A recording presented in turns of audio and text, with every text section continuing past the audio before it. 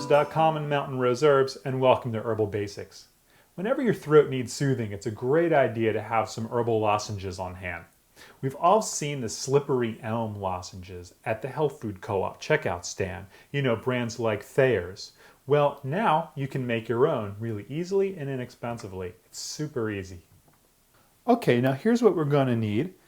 Herbally, we're going to use slippery elm bark powder. Make sure you get the powder, it's important, okay? And also dried licorice root. Now, I could only get the slices when I got them, but you can also get the cut and sifted pieces. That's fine too, just not the licorice root powder. So we're getting powder in slippery elm, but not powder in the licorice root. Licorice and slippery elm are both soothing for irritation in the throat and healing for any inflammation that may be present.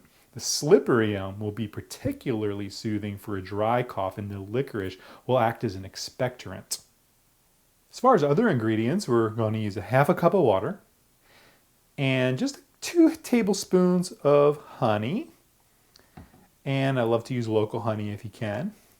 Supply-wise, you see a small bowl here. You can get a nice rolling pin there in your kitchen.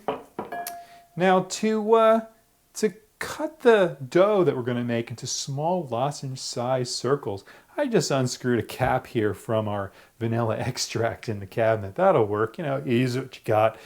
And to store them, I always hold on to these Altoid or other type of metal containers when I'm through with them, and I save them, and they make great storage tins for when you make your own lozenges.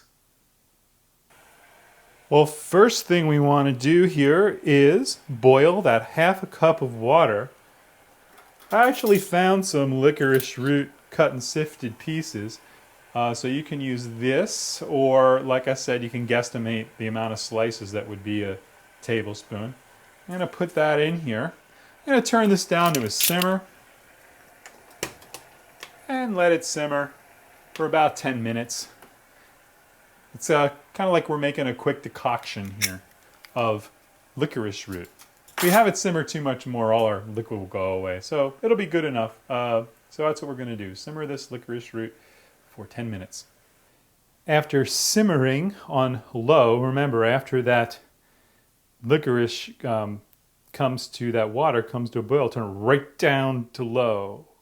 And then just simmer really, really, really low, covered for that around 10 minutes. That way everything won't evaporate off.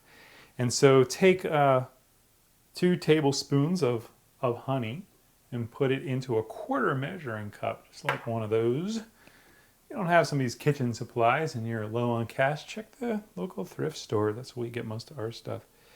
And then fill up the rest of this 1/4 measuring cup with the licorice tea. You'll probably have nearly enough. If you don't, then simply just add a little water to make sure it's topped off so your liquid is at that 1/4 cup.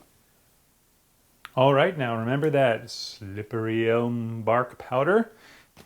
We need 1/2 cup, so I'm using one of these nice measuring cups, and pour it into a bowl, small ball, okay, and make a little depression in the middle. There we go. And then just pour in your honey tea blend. All right. Yeah, that's what it looks like. Now of course, I have washed my hands and simply mix all this together into a smooth dough. All right, now look at that. I just made this in that bowl, took it out of the bowl. I got a nice dough here. Kind of like a cookie, but I wouldn't eat it.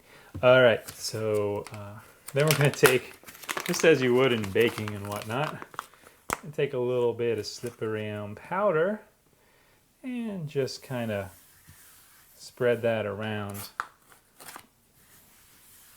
Just like you do like when you're baking something and put flour down. Okay. Now, put your thang there, your dough there, and rolling pin, and simply roll out your slippery elm dough to a 1/4 inch thickness. Okay, that's about a 1/4 inch thickness there. Just want to say that if your first little experiment here, if you really like it and you like these and it works well, then next time you can double or triple the recipe and it'll be a little easier, especially when you're doing the liquid part, like making the licorice decoction or adding other liquids in there. But basically, that's what you're doing. And then I take my cap, and really any size cap or whatever, but these are just, you know, I'm just doing a basic job here just so you can get the idea of what the concept is. Okay, you can do that, for example, and you pull away the excess dough.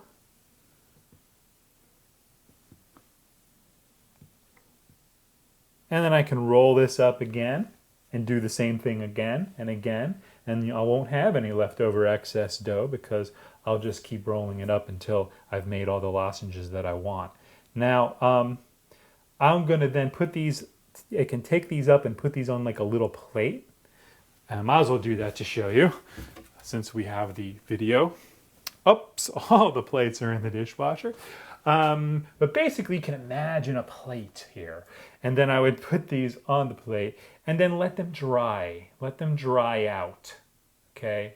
And when they're all totally dried out, when you've made lozenges out of all of your dough, you can then store them in your little container and put them away until when you need them. So I went ahead and finished these up and found a plate and did all these, so you could just see how many that this batch would make. And of course you can make more by simply using a smaller cap, but this size was nice. We've been using it about these size and it's nice. And you know, you're not selling these, so I don't mind that they look a little funky. They'll dry out and they're gonna be really nice. Taste one, you're gonna really like the taste, and you're gonna really feel that soothness on your throat. And that's what's great. I really encourage you to do this and try. Then you can really feel the action of an emulgent herb and how that feels soothing your throat when you eat it or suck on it. So it's best to store them in a cool, dark, dry place, and stored this way they'll last several months, so you can make them in the beginning of cold and flu season, so you have them on hand. And then after these dry, I can put them in my little metal container or other kind of container, whatever you want to put them in. All right. Herbalist James Green has a great book called The Herbal Medicine Maker's Handbook, and it suggests making a cold infusion. Now you know how to make an infusion, remember, from previous herbal basic lesson, but he suggests making that infusion with a mucilaginous herb. Mucilaginous herbs such as comfrey, marshmallow, or slippery elm. So a cold infusion of one of those 3 mucilaginous herbs, done in the way you learned how to make it in previous lessons. Now that could be used as the liquid part of your dough that you just made. Now that's a great idea that you can experiment with.